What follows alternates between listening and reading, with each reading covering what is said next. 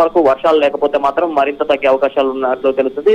ఆ తర్వాత దీనికి సంబంధించి ఏదైతే ముంపు గురవుతున్న ప్రాంతాలనే ఆ ముంపు గురవుతున్న ప్రాంతాలకు సంబంధించి ప్రత్యేక దృష్టి సారిస్తామంటూ కూడా కమిషనర్ చెప్పడం జరిగింది. ఆ తర్వాత ఆయన చాదర్ఘట్ పరిసర ప్రాంతాల్లో ముంపు గురైన రహమత్ నగర్ అదేవిధంగా మూసారాంబాగ్ ప్రాంతాలను పరిశీలించడం జరిగింది. మూసారాంబాగ్ బ్రిడ్జ్ వద్ద ఏదైతే మొత్తం వాటర్ వచ్చిన ప్రాంతాలనే ఆ లోతట్టు ప్రాంతాలన్నింటినీ కూడా కమిషనర్ సందర్శించడం జరిగింది. అదేవిధంగా చాదర్ఘట్ బ్రిడ్జ్ దగ్గర కొంతమంది ఫస్ట్ ఫ్లోర్ లో ఇరుక్కుపోయారు. అంటే కింద గ్రౌండ్ లెవెల్ అంటే ఫస్ట్ ఫ్లోర్ వరకు వాటర్ రావడంతో ఇళ్ళని మునిగిపోయినాయి. కొంతమంది అక్కడ పైన ఫ్లోర్ లో ఉన్న వాళ్ళకి ఆహార సదుపాయం లేక ఇబ్బంది పడుతున్న వారిని గుర్తించడం జరిగింది. స్థానికుల సమాచారంతో అక్కడికి వెళ్లి వాళ్ళకి డ్రోన్ సాయంతో ఆహార పదార్థాలను సప్లై చేయడం జరిగింది. వరద తగ్గిన తర్వాత వాళ్ళందరినీ కూడా బయటికి తీసుకురావాలని చెప్పేసి అధికారులకు సూచించడం జరిగింది. మొత్తంగా చూసుకుంటే వరద ముప్పు అంటే మూసీ పరివాహక ప్రాంతాలు ఏవైతే మూసీ పరివాహక ప్రాంతాల్లో పెద్ద ఎత్తున ముంపు గురైన పరిస్థితి ఉందని చెప్పొచ్చు. దీంతో అధికార యంత్రాంగం అంతా కూడా అప్రమత్తమై లోతట్టు ప్రాంతాల్లో ప్రత్యేక దృష్టి సారించిన పరిస్థితి ఉంది. మరికొద్దిసేపట్లో ఎంజీబీఎస్ బస్ స్టాండ్ కి సంబంధించి మరికొద్దిసేపట్లో రవాణా శాఖ మంత్రి పొన్నం ప్రభాకర్ మరికొద్దిసేపట్లో ఎంజీబీఎస్ బస్ స్టాండ్ ను సందర్శించేందుకు వస్తున్నారు. దీంతో ఇటు అంటే ఎంజీబీఎస్ నుంచి పూర్తిగా ఈ రోజు బస్సులు మొత్తం నిలిపివేస్తామని చెప్పేసి ఆర్టీసీ అధికారులు ప్రకటన జారీ చేశారు. ఎంజీబీఎస్ నుంచి వెళ్లాల్సిన బస్సులు అంటే విజయవాడ వైపు వెళ్లే బస్సులన్నింటినీ కూడా ఎల్బీ నగర్ అదేవిధంగా దిల్సుఖ్ నగర్ ప్రాంతాల నుంచి నడిపిస్తామని చెప్పేసి, ఇటు వరంగల్ వైపు వెళ్లే బస్సులన్నింటినీ కూడా ఉప్పల్ నుంచి నడిపిస్తామని చెప్పేసి, ఇటు మహబూబ్ నగర్ జంక్షన్ల ఇటువైపు వెళ్లే అన్నింటినీ కూడా ఆరాంఘర్ నుంచి నడిపిస్తామని చెప్పేసి ఈ విషయాన్ని ప్రయాణికులు గుర్తించి ఎంజీబీఎస్ రావద్దంటూ కూడా చెప్పడం జరిగింది. ఎందుకంటే ఎంజీబీఎస్ పరిసర ప్రాంతాలు మొత్తం కూడా వరద ముంపుకు గురైన పరిస్థితి ఉంది కాబట్టి ప్రయాణికులు ఎవరు కూడా ఇక్కడ రావద్దని చెప్పేసి చెప్తున్న పరిస్థితి. ఈ రోజు సాయంత్రం వరకు వరద పూర్తిగా తగ్గిన తర్వాత మళ్ళీ బస్సుల ఎంజీబీఎస్ నుంచి బస్సులు నడిపించాలా లేదా దానిపై ఉన్నతాధికారుల ఆదేశాల మేరకు బస్సులు నడిపిస్తామంటూ కూడా చెప్పడం జరిగింది. మరి కాసేపట్లో పొన్నం ప్రభాకర్ రవాణా శాఖ మంత్రి అదేవిధంగా హైదరాబాద్ ఇన్ఛార్జ్ మంత్రిగా ఉన్న Ponnam Prabhakar MGBS bus stand కు రానున్నారు. ఇక్కడ పరిస్థితిని పరిశీలించిన తర్వాత అధికారులతో మాట్లాడి బస్సుల పునరుద్ధరణపై ఒక నిర్ణయం తీసుకునే అవకాశం ఉంది. అదేవిధంగా ముంపు ప్రాంతాలకు సంబంధించి ఇప్పటికే కాంగ్రెస్ పార్టీకి సంబంధించిన నేతలంతా కూడా ముంపు ప్రాంతాల్లో పర్యటించిన పరిస్థితి ఉందని చెప్పుకోవచ్చు. ఎక్కడైతే సహాయక చర్యలు చేపట్టాలో ఆ ప్రాంతాల్లో పర్యటించి వారికి అవసరమైన సహాయక చర్యలన్నీ కూడా అందిస్తామని చెప్పేసి చెప్తున్నారు. కొద్దిసేపు క్రితం మూసీ ముంపు గురైన ప్రాంతాల్లో ఎమ్మెల్సీ బల్మూరు వెంకట్ కూడా పర్యటించడం జరిగింది. మరోవైపు ఇతర పార్టీలకు సంబంధించిన నేతలంతా కూడా ఒక్కొక్కరు అంటే ముంపు ఎక్కడెక్కడ మూసీ వరద ముంపు గురైన ప్రాంతాలను ఆ ప్రాంతాలకు వెళ్లి అక్కడ ప్రజలకు నిత్యావసర వస్తువులు కానీ అదేవిధంగా వాళ్ళు తినడానికి ఆహార పదార్థాలు కూడా సప్లై చేస్తున్న పరిస్థితి ఉందని చెప్పుకోవచ్చు. అయితే పెద్ద ఎత్తున వరద రావడానికి ముందే అంటే ఎగువ ప్రాంతాల్లో కురుస్తున్న భారీ వర్షం కురుస్తున్న నేపథ్యంలో జంటజాలకు భారీగా వరద వస్తుంది. దీనికి సంబంధించి లోతట్టు ప్రాంత వాళ్ళందరినీ ముందే అలర్ట్ చేయాల్సి ఉంది. కానీ ఆ అలర్ట్నెస్ అనేది ప్రభుత్వం దగ్గర లేదు అంటూ కూడా ప్రతిపక్షాలు విమర్శలు చేస్తున్న పరిస్థితి ఉంది. దీనికి ధీటుగానే ఇటు అధికార పక్షం కూడా సమాధానం చెప్తున్న పరిస్థితి ఉందని చెప్పుకోవచ్చు. ప్రస్తుతానికైతే ఎగువ ప్రాంతాల్లో అంటే వికారాబాద్ ఈ ప్రాంతాల్లో కొంత వర్షం తగ్గుముఖం పట్టడంతో జంట జలాశయాలకు వస్తున్న వరద నీరు కొంత తగ్గుతూ ఉంది క్రమంగా. దీంతో పైనుంచి వచ్చే అంటే ఉస్మాన్ సాగర్ నుంచి కానీ అదేవిధంగా హిమాయత్ సాగర్ నుంచి వచ్చే వరద క్రమంగా తగ్గుతున్న పరిస్థితి. నిన్న రాత్రి 36,000 వరద నీరు ఇప్పుడు ప్రస్తుతం 22,000కి తగ్గిపోయింది. మరింత తగ్గే అవకాశాలు ఉన్నట్టుగా అధికారులు అయితే భావిస్తున్నారు. దానికి తగ్గట్టుగానే ఇక్కడ అంటే ఉస్మాన్ సాగర్ కానీ హిమాయత్ సాగర్ కానీ మొత్తం గేట్లను కూడా దించుతున్న పరిస్థితి ఉందని చెప్పుకోవచ్చు. ప్రధానంగా మూసీ పరివాహక ప్రాంతాలు ఎక్కడెక్కడ ఉన్నాయో ఆ మూసీ పరివాహక ప్రాంతాలు అన్నింటిలో కూడా చాలా చోట్ల ముంపుకు గురైన పరిస్థితి ఉంది. అక్కడ వారందరికీ కూడా ముంపు అంటే వరద ముంపు తగ్గిన తర్వాత ఆ ప్రాంతాలన్నింటినీ కూడా పారిశుద్ధ్య చర్యలు చేపట్టాలని చెప్పేసి జిహెచ్ఎంసీ కమిషనర్ కొద్దిసేపటి క్రితం జోనల్ కమిషనర్లందరికీ కూడా ఆదేశాలు జారీ చేయడం జరిగింది. ప్రధానంగా ఇప్పటివరకు ఏదైతే 3,500 మందికి పైగా పునరావాస కేంద్రాలు తరలించారు. వాళ్ళకి నిత్యావసర అంటే వాళ్ళకి ఆహారం కానీ అదేవిధంగా టిఫిన్లు ఇవన్నీ కూడా సకాలంలో అందుతున్నాయి లేదనేది కూడా అధికారులు అక్కడికి వెళ్లి పరిశీలించాలని చెప్పేసి వాళ్ళకి ఎలాంటి ఇబ్బందులు కలగకుండా కూడా చూడాలని చెప్పేసి జిహెచ్ఎంసీ కమిషనర్ చెప్తున్న పరిస్థితి ఉందని చెప్పుకోవచ్చు. మొత్తంగా చూసుకుంటే భారీ వర్షాల నేపథ్యంలో మూసీ ఉగ్రరూపం చూపడంతో చాలా ప్రాంతాలు అంటే హైదరాబాద్ నగరానికి సంబంధించి దాదాపు మూసీ పరివాహక ప్రాంతాలన్నీ కూడా ముంపుకు గురయ్యాయి. మరోవైపు పలు చోట్ల బ్రిడ్జిలు కూడా మునిగిపోవడంతో రాకపోకలకు తీవ్ర ఇబ్బంది అయితే కలుగుతుందని చెప్పుకోవచ్చు. చాదర్ఘట్ బ్రిడ్జికి సంబంధించి లో లెవెల్ బ్రిడ్జిని పూర్తిగా మునిగిపోవడంతో మెయిన్ ప్రధాన బ్రిడ్జ్ ఏదైతే ఉందో ఆ ప్రధాన బ్రిడ్జ్ పై రాకపోకలకు చాలా అంతరాయం కలుగుతుంది. దీంతో ట్రాఫిక్ సంబంధించి గంటల తరబడి వాహనాలు నిలిచిపోతున్న పరిస్థితి ఉంది. దీంతో ఆ వాహనాలను కంట్రోల్ చేసేందుకు ఇటు పోలీసులు ట్రాఫిక్ సిబ్బంది ఇబ్బందులు పడాల్సిన పరిస్థితి ఉంది. దీంతో ప్రజలు అవసరమైతే రోడ్ల మీద రావాలి, సెలవులు ఉన్నాయని చెప్పేసి రోడ్ల మీద వస్తే ట్రాఫిక్ సమస్యలు తెలుస్తున్నాయంటూ కూడా వాళ్ళు విజ్ఞప్తి చేస్తున్న పరిస్థితి అయితే ఉందని చెప్పుకోవచ్చు. మరోవైపు దసరా సందర్భంగా ఊర్లకు వెళ్లే వాళ్ళంతా కూడా ఇప్పుడు బస్ స్టాండ్ కి ఎంజీబీఎస్ కి రావడం వల్ల కొంత సమస్యలు ఎదురవుతున్నాయి. ఎంజీబీఎస్ లో బస్సులు నడవట్లేదన్న విషయాన్ని వాళ్ళు తెలుసుకున్నా కూడా ఇక్కడికే వస్తున్నారు. దానివల్ల కొంత ఇబ్బందికరమైన పరిస్థితి ఉంది. దీంతో ఎంజీబీఎస్ బస్ స్టాండ్ సంబంధించిన పరిసర ప్రాంతాల్లో మొత్తం కూడా బారికేడ్లు ఏర్పాటు చేసి అటువైపు నుంచి రాకపోకలు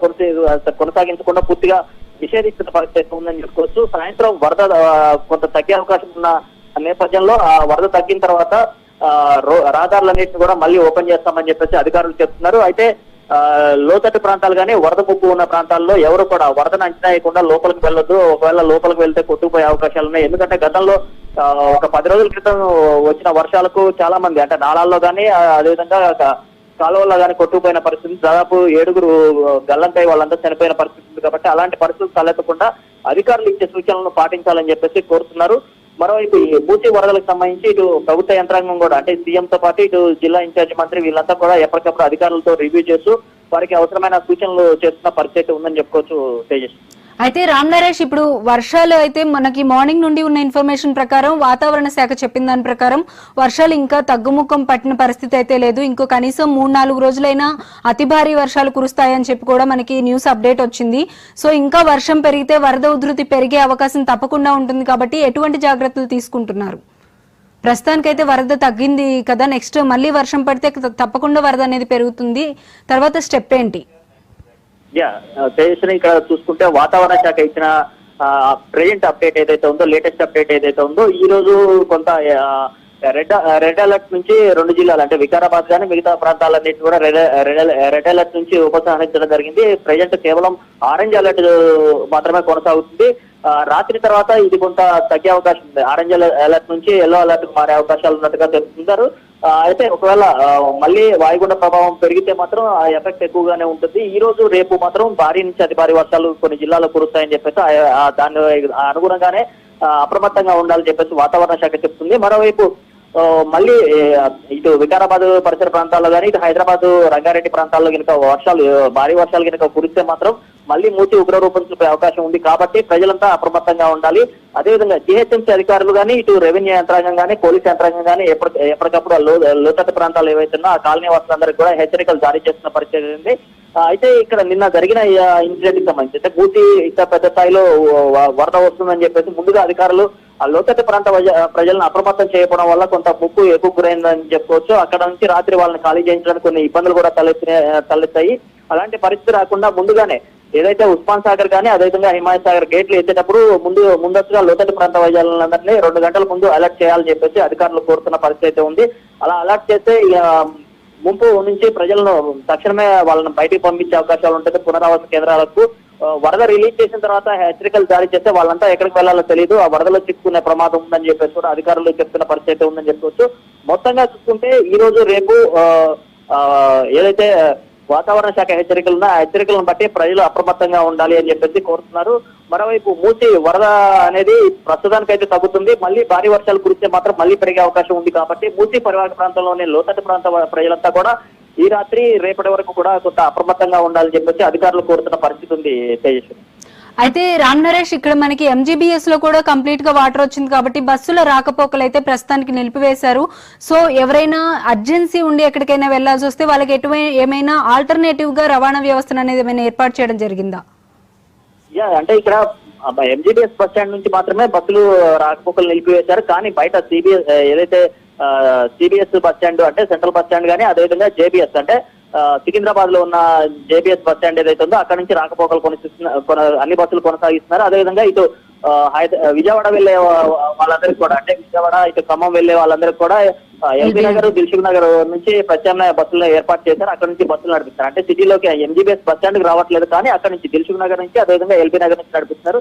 ఇటు వరంగల్ వైపు వెళ్లే బస్సులన్నింటిని కూడా ఉప్పల్ దగ్గర నుంచే నడిపిస్తున్న పరిస్థితి అయితే ఉంది. అటు జేబీఎస్ నుంచి ఉప్పల్ నుంచి నడిపిస్తున్నారు. ఇటు మహబూబ్ నగర్ జిల్లా ఇటువైపు వెళ్లేందరూ కూడా ఆరాంఘర్ నుంచి బస్సులు నడిపిస్తున్న పరిస్థితి ఉంది. అంటే బస్ స్టాండ్ కి రావద్దని చెప్తున్నారు. ఎందుకంటే బస్ స్టాండ్ మొత్తం కూడా పూర్తిగా నీట మునిగిన పరిస్థితి ఉంది. అక్కడ నుంచి బస్సులు ఆపరేట్ చేసే పరిస్థితి లేదు. కాబట్టి ప్రత్యామ్నాయంగా ఇతర ప్రాంతాల నుంచి బస్సులు నడిపిస్తున్నాము.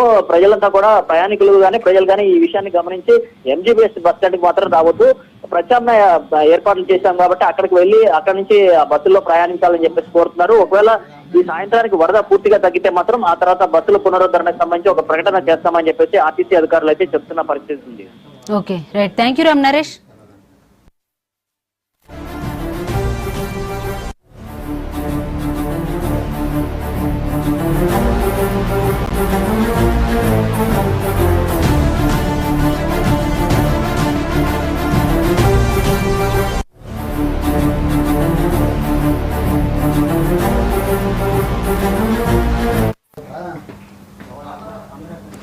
వరద ముంపు ప్రాంతాలపై హైడ్రా కమిషనర్ రంగనాథ్ ప్రత్యేక దృష్టి పెట్టారు. ఎంజీబీఎస్ వద్ద నెలకొన్న వరద పరిస్థితిని, ప్రయాణికులకు అవుతున్న అసౌకర్యాన్ని ఆయన స్వయంగా పరిశీలించారు. అధికారులతో సమీక్ష నిర్వహించి వెంటనే పరిస్థితిని చక్కదిద్దేందుకు చర్యలు తీసుకోవాలని ఆదేశించారు. భారీ వర్షాల నేపథ్యంలో ప్రజలు అప్రమత్తంగా ఉండాలని, నగరంలో ట్రాఫిక్ ఇబ్బందులు లేకుండా చూసుకోవాలని స్పష్టం చేశారు. హైదరాబాద్ మహానగరంలో గత రాత్రి కురిసిన భారీ వర్షానికి ఎంజీబీఎస్ బస్టాండ్ నీట మునిగింది. బస్టాండ్ లోపల వరద నీరు ఉధృతిగా ప్రవహించడంతో ప్రయాణికులు భయాందోళనకు గురయ్యారు. ఎంజీబీఎస్ నుంచి బయటకు రావడానికి వీలు లేకపోవడంతో లోపలే చిక్కుకుపోయారు. ఇక ప్రమాదకరంగా ప్రవహిస్తున్న నీటిలోనే కొందరు ప్రయాణికులు బయటకు వచ్చేందుకు ప్రయత్నిస్తున్నారు. ఒక్కొక్కరుగా చేతులు పట్టుకుని బయటకు తీసుకువస్తున్నారు.